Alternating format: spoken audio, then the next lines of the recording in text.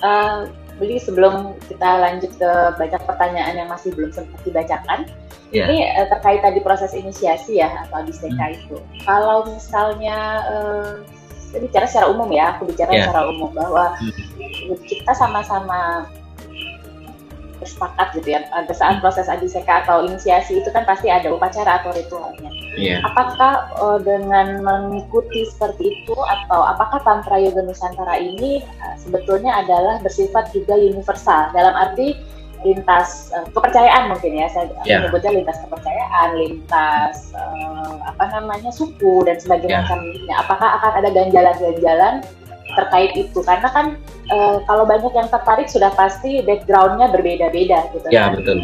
Dan kalau ini mau kita coba jadikan alternatif untuk metode lain, alternatif metode untuk holistik gitu kan, ini menurut saya akan jadi satu pertanyaan mendasar pada saat orang sudah mulai tertarik dan mau mencoba menekuninya. Pertanyaan yang menarik, Mbak Vicky. Nah, sebelum menjawab pertanyaan itu saya hendak menegaskan bahwa Tantra Yoga Nusantara itu bukan agama. Jadi dia adalah spiritual universal. Jadi dia spiritualitas murni, siapapun bisa menekuni, siapapun bisa berada pada jalan. Nah, ketika melakukan proses inisiasi, ya, apakah menggunakan ritual-ritual tertentu? Ya, selama ini selalu saya menggunakan ritual-ritual Hindu yang kebetulan ya, sesungguhnya ada ritual-ritual itu yang kita pakai. Tetapi tidak jarang dan banyak pula kok umat-umat lain datang ke rumah Tantra ya, mereka hendak belajar. Ya, tentunya satu hal prinsip dari proses inisiasi itu adalah pemberkatan. Jadi ada pemberkatan di sana, ada kesepakatan bersama di sana, kemudian ada ikatan batin, ada nyambung rasa. Ya, itu cukup disentuh, kemudian cukup dibuka simpul-simpul cakra atau simpul-simpul aksara tertentu dengan aksara-aksara tertentu pula. Jadi kita pindai tubuhnya di bagian mana, kemudian orang itu suruh menarik dan menahan napas, menghembuskan, kemudian memohon restu kepada leluhur terlebih dahulu, memohon restu kepada ibu dan bapak, kemudian kepada Tuhan yang diimani dan diyakini bahwa kita melakukan proses inisiasi. Nah, di sana ada proses mengaktifasi itu atau paling tidak membuka simpul-simpul itu dengan aksara-aksara tertentu. Jadi itu universal sesungguhnya proses inisiasi itu. Karena ya aku sih cukup yakin ya ini pasti akan jadi salah satu yang menjadi pertimbangan banyak orang gitu, mengingat kita pasti datang dari latar belakang yang variasi gitu kan. Terus mau coba lagi jawab pertanyaan atau ya silakan. Panjang sekali nih. Ya silakan sebentar ya. Oke, ini ada pertanyaan yang mungkin tadi sebetulnya sudah sempat terjawab ya sambil kita diskusi tadi dari Mas Heru, Pak Heru menanyakan persamaan dan perbedaan Tantra Nusantara dengan Tantra India. Mungkin sejalan tadi pembahasan kita juga sudah banyak dengar, tapi nanti kalau bisa jika masih mau menambahkan dipersilahkan. Kemudian apa dari Bapak Made Mastana, apa korelasi persamaan dan perbedaan antara laku yoga dan tantra? Kemudian dari Ibu Yesi Anwar, kalau menurut beliau yang harus dipahami oleh pelaku yoga adalah yoga merupakan meditasi bergerak. Oke, korelasinya adalah meditasi itu olah nafas. Oh, ini sedang mencoba menjawab pertanyaan dari Bapak Made Mastana. Jadi diskusi gitu. Kemudian ada pertanyaan, izin bertanya, beda aksara Om dari Bali dan Om dari Hindu atau mungkin itu Hindi ya peradabannya, atau bagaimana sejarah awal mula aksara Om Bali. Ini 3 jam sendiri nggak kelar ini kalau sejarahnya. Diupayakan sebisanya aja, Mbak. Ini aja dulu, segitu dulu. Pertanyaan dari Mbak Eli Santoso. Ini pertanyaannya menarik sekali. Menarik semuanya, Mbak, pertanyaan juga. Baik. Oke, mungkin ini dulu ya, Bil Sandika ya. Baik Mbak Kiki, saya berusaha mungkin sedikit menyitas ya, bagaimana persamaan dan perbedaan antara Nusantara dengan ya tentu ada. Sebagaimana diskusi kita di awal kan, Mbak Kiki, jadi diskusi kita di awal kan memang kita tidak kita tidak membangun sebuah dikotomi perbedaan ya, apalagi sampai menyatakan bahwa, wih, yoga Nusantara ini paling unggul, paling utama dan paling luar biasa dibandingkan yoga-yoga yang lain, tidak. Jadi sesungguhnya kita hendak membangun sebuah relasi sehingga benar apa kata Mbok itu di awal, kita sampai pada menemukan benang merah yang sesungguhnya. Jadi esensi yang sama di antara tradisi-tradisi yoga yang di Nusantara maupun di India itu sendiri. Nah, persamaannya itu ada banyak, Mbok. Kalau misalnya di India dikenal dengan Kundalini, kita di Nusantara juga mengenal. Cuma beda sebutan. Kalau di India disebut dengan Kundalini Sakti, kalau kita di Nusantara disebut dengan Geni Rahasia. Cakra kalau di India dikenal sedemikian rupa, kita di Bali juga dikenal. Ya, tetapi di Nusantara atau di Bali itu lebih pada genre. Istilah cakra itu dalam bahasa diskusinya itu paling dengan guru-guru tantra di Bali maupun di Nusantara itu disebut dengan genre. Karena genre itu menyerupai cakra, ada putaran di sana, ada pusaran-pusaran tertentu. Itu juga. Kemudian kalau di yoga India itu kan dikenal dengan trinadi, 3 nadi yang utama. Nah, kita juga di Nusantara disebut dengan trinadi, 3 nadi. Cuma di Nusantara itu karena kulturnya nadi itu sedemikian utama dan penting di dalam praktek yoga tantra Nusantara, maka dibubuhi, digelar ya. Nah, 3 nadi itu disebut dengan Sang Hyang Trinadi. Ini menariknya Nusantara. Jadi Sang Hyang Ide, Sang Hyang Pinggala, dan Sang Hyang Sunsuna. Itu nadi, 3 nadi utama. Di samping ya saya lengkapi, kalau dalam perspektif Nusantara tidak hanya dikenal 3 nadi utama itu, tetapi di Nusantara itu ada 10 nadi utama. Ya, jadi 3 nadi utama ditambah dengan 10 nadi utama. Nah, 10 nadi utama ini yang melahirkan dasa bayu. Ya, jadi dasa prana yang disebut dengan dasa prana kalau dalam konteks Indianya. Nah, kemudian banyak persamaan-persamaan. Nah, kemudian perbedaannya sangat jelas. Kalau dalam Astanga Yoga itu ada 8 tahapan yoga.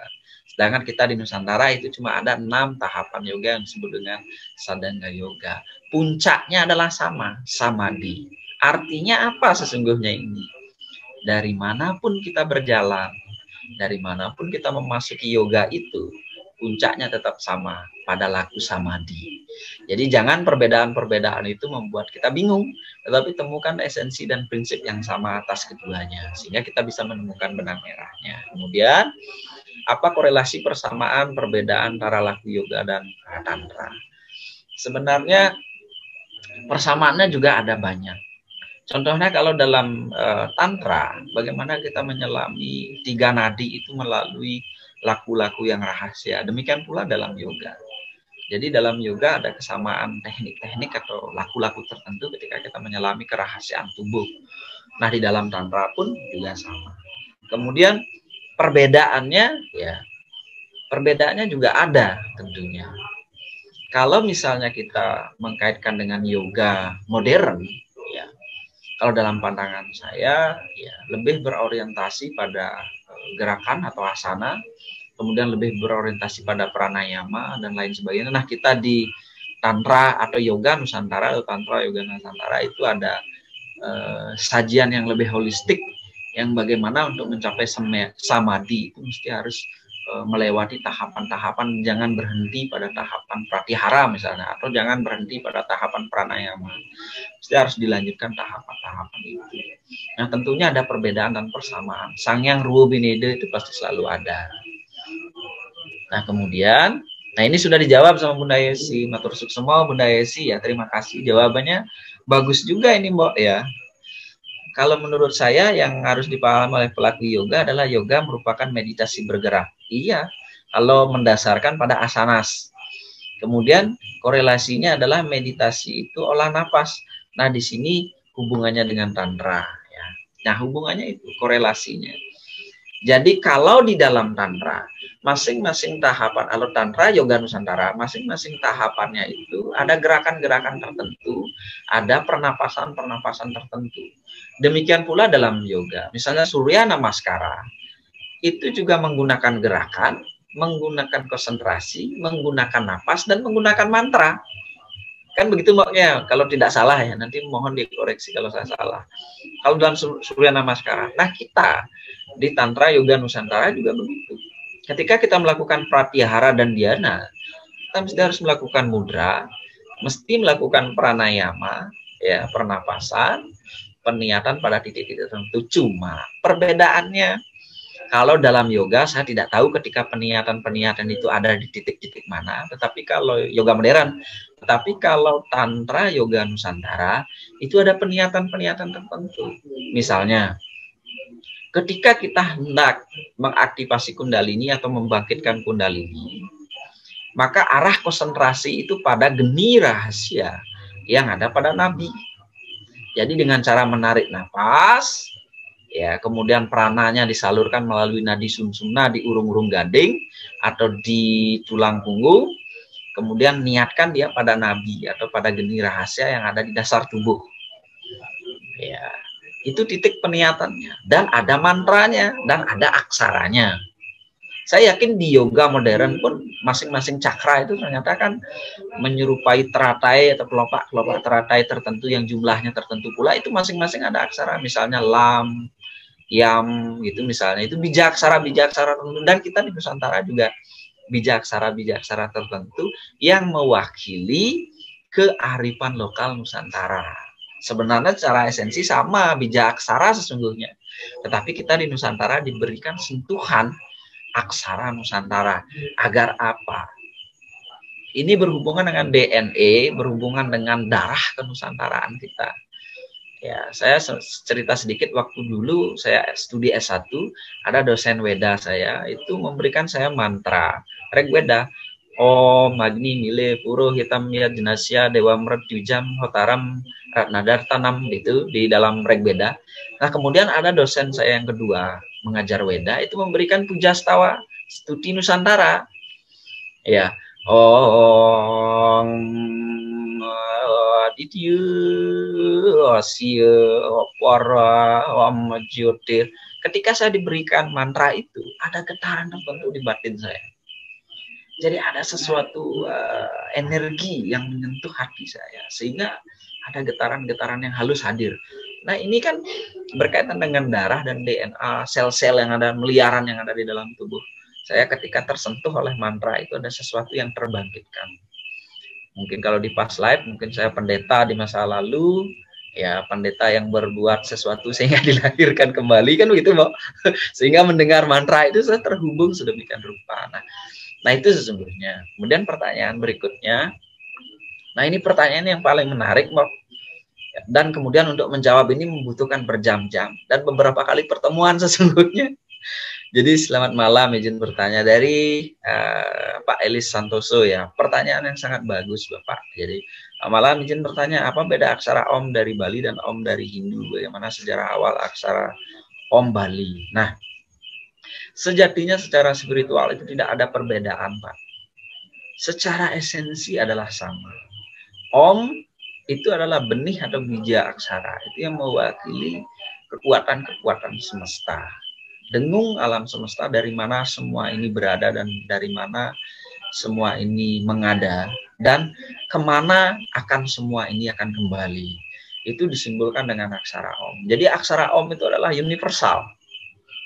Jadi dia mewakili dengung semesta yang kemudian didengar, ya, disabdakan, kemudian sabda itu diterjemahkan melalui aksara Om.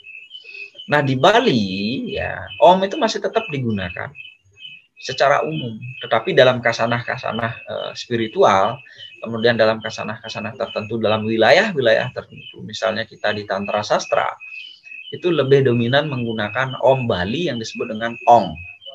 Bukan Om Billy ya, kok ya. Kalau si Mas Arsa kan bilang Om Billy. Jadi Ong ya. Ong ya.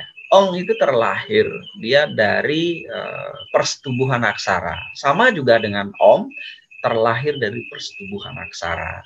Jadi Om itu adalah lahir dari persetubuhan 3 aksara yang disebut dengan triaksara. Ada A, U, M, yaitu Aum itu jadi Om. Nah, 3 aksara itu mewakili 3 aspek di dalam kehidupan: lahir, hidup, mati. Utpeti, sthiti, pralina, masa lalu, sekarang, masa yang akan datang, ya. Itu mewakili 3 aspek. Makanya dalam Nusantara ada sebuah istilah ketiga sangkaning jati. Jadi 3 hal itu ya yang menyebabkan kesejatian itu atau keberadaan ini ada. Itu kalau kita kaitkan dengan konsep siwa, di sana para mahasiwa tatwa, sada siwa tatwa dan siwatma tatwa. A, U, M, Brahma, Wisnu, Iswara kalau dalam konsep teologi. Nah, Ong itu muncul dari dwi aksara. Kalau Om itu muncul dari tri aksara, jadi A, U, M, sedangkan Ong itu lahir dari dwi aksara. Ternyata di Nusantara tidak berhenti hanya di 3 aksara itu, A, U, M, atau Ang, Ung, Mang. Tetapi Ang, Ung, Mang ini dipertubuhkan lagi, ya, disatukan lagi, sehingga lahirlah aksara Rua Bineda atau dwi aksara, yaitu Ang dan Ah.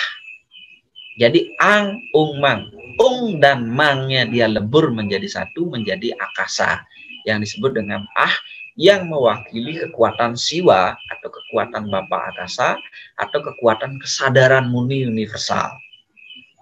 Sedangkan Ang itu mewakili kekuatan pertiwi atau kekuatan material. Kalau kita kaitkan dengan filosofi Darsana Samkhya Yoga, ini Mas Yudi ini menguasai betul. Saya diberikan hadiah buku banyak terkait dengan Samkhya Yoga. Nah, kalau dalam konsep Samkhya Yoga ini berkaitan dengan Purusa dan Prakrti. Purusa itu adalah aspek kejiwaan, aspek spirit dari keberadaan ini, sedangkan prakrti itu adalah aspek material dari keberadaan ini. Penciptaan segala sesuatu apapun termasuk manusia itu tidak akan pernah tercipta tanpa penyatuan dari 2 aspek ya asali ini. Nah, kemudian di Tantra Yoga Nusantara, aspek Purusa itu adalah Sangyang Bapa Akasa diwakilkan oleh aksara Ah. Kemudian Sangyang Ibu Pertiwi itu adalah Prakrti Maya, unsur material, itu diwakili aksara Ang. Ya, menariknya di Yoga Tantra Nusantara, ya, kekuatan Purusa dan kekuatan Prakrti tidak saja ada di alam semesta atau di jagat ageng, tetapi ada juga di alam semesta diri. Pertanyaannya adalah di manakah letak Sangyang Bapa Akasa di Buana Alit dan di manakah letak Sangyang Ibu Pertiwi di Buana Alit? Di mana kekuatan Purusa itu, siwa itu ada dalam diri, dan di mana sakti atau kekuatan material itu ada di dalam diri. Untuk mengetahui jawaban itu mesti harus menunggu pertemuan berikutnya, atau memang mesti harus dirahasiakan karena itu dalam konteks aguron-guron. Tetapi saya memberikan sebuah gambaran yang sedemikian bahwa ya Ong itu terlahir dari itu. Nah, tidak hanya berhenti sampai di sana, Mbak. Manakala orang melalui praktek Tantra Yoga Nusantara bisa menyatukan antara kekuatan siwa dan sakti, ini mistisisme yoga, ini yoga Tantra Nusantara. Manakala kita bisa menyatukan kekuatan Purusa dan Prakrti, kekuatan Sangyang Bapa Akasa dan kekuatan Sangyang Ibu Pertiwi di dalam diri, maka di sana terlahirlah Ong Kare Renawa atau Ong Kare Mula. Di sanalah kita akan jumbuh dengan Sang Sukma Sejati atau Suwung itu sendiri dalam rupa dengung sebagai lautan energi yang tanpa batas. Maka penunggalan itu adalah puncak dari mistik Tantra Yoga Nusantara. Jadi kalau misalnya nih, kalau misalnya kita betul-betul ingin belajar gitu ya, kita betul-betul ingin mencoba mungkin ya, tentang belajar atau mencoba untuk menekuni si alternatif Tantra Yoga Nusantara sebagai alternatif atau pilihan, gitu ya. Itu apa aja yang harus disiapkan sebetulnya, selain pasti hati yang terbuka, pikiran yang terbuka, terus bisa menerima segala masukan baru mungkin kan, karena ini kan ada yang berbeda, ada yang sama. Selain itu apa lagi, Sandika, yang harus disiapkan?